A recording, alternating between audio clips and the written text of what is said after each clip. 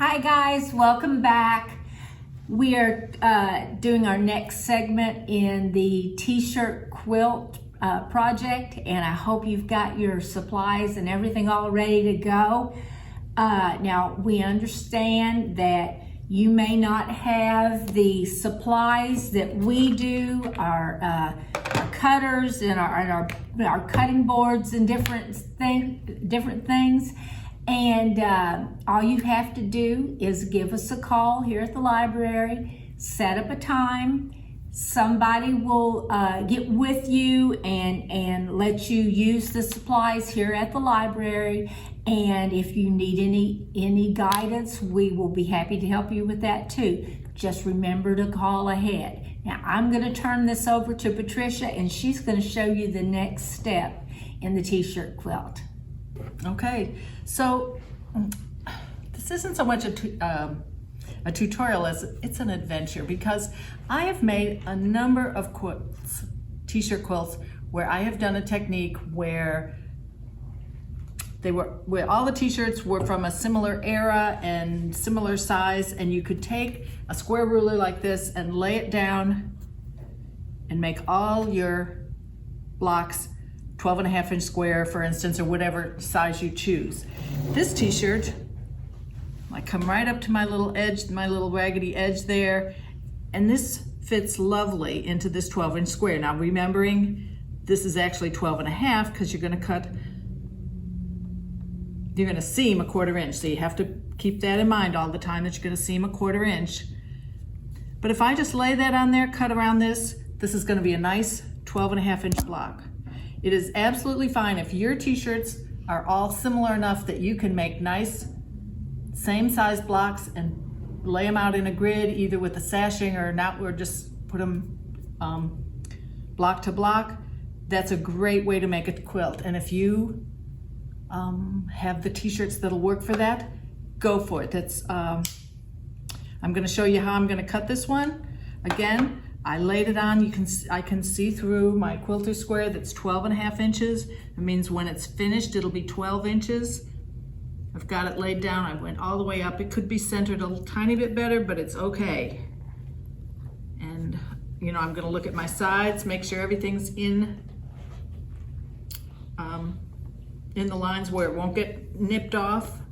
And I'm just going to cut this out using my rotary cutter.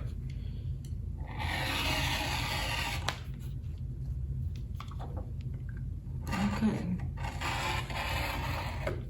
This little bit of scrap. Now see, remember, I'm cutting through two pieces. I'm cutting through. This still isn't. Maybe I need a new blade in here, but okay. Let's try this one. We always have extras.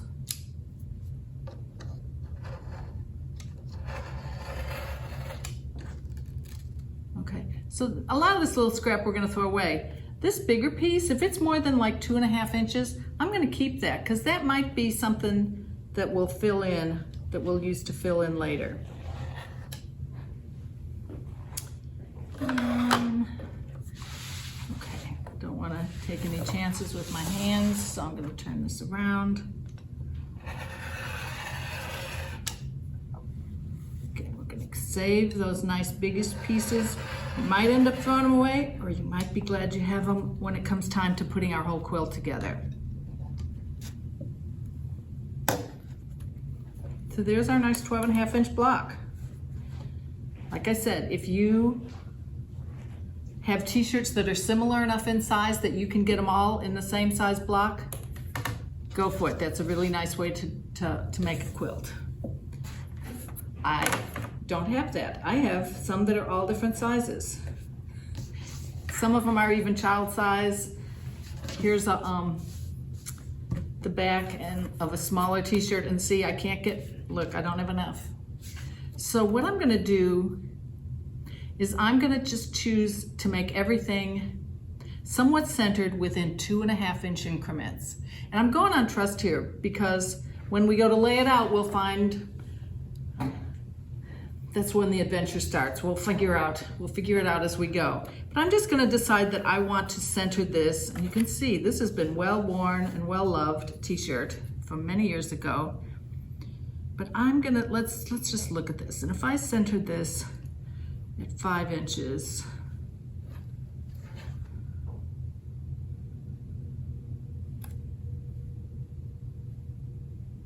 I can cut this, it's small. I could cut it at a 10 inch, you know, an 8 inch or a 10 inch. I think I'm gonna cut it at a 10.5 inch. Let's see how that goes. Well, I should start with this corner up here. So there's my 5 and my 6. So that's kind of the center of my,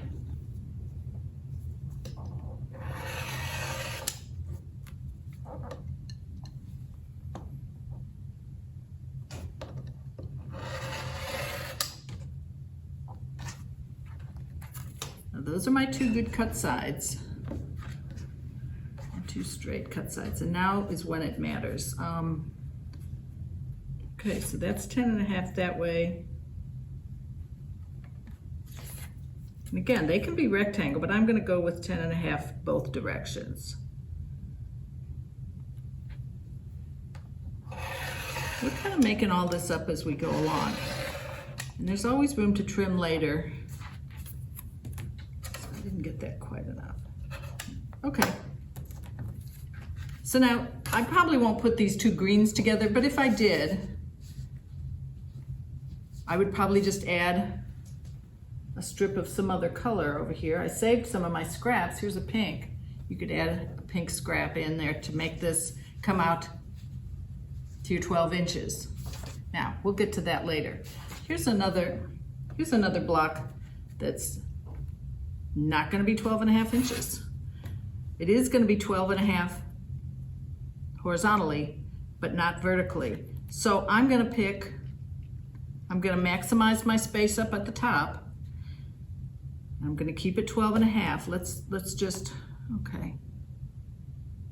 Center that. I've got about 2.5 inches on each side of the words. You can get really mathematical here if you want to. I'm kind of eyeballing it. Now here's where I'm going to make a decision. So I've already decided I'm going to make it 12.5 wide so that it'll fit in with that 12.5. But how tall do I want it? I want it in 2-inch increments. Okay, that's 7. That's no good. So let's come down to 6.5. Let's see what that looks like. Okay, that's not bad. The next one would be 4.5. That's nice and snug, but it's a little skimpy. I can always trim it back to that. I'm going to come to the 6.5. That's not exactly centered here, but that was the best I could do in terms of the where the neckline fell up here. I couldn't make use of that. Okay.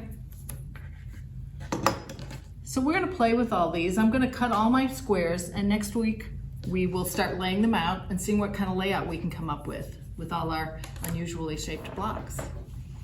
Wish me luck.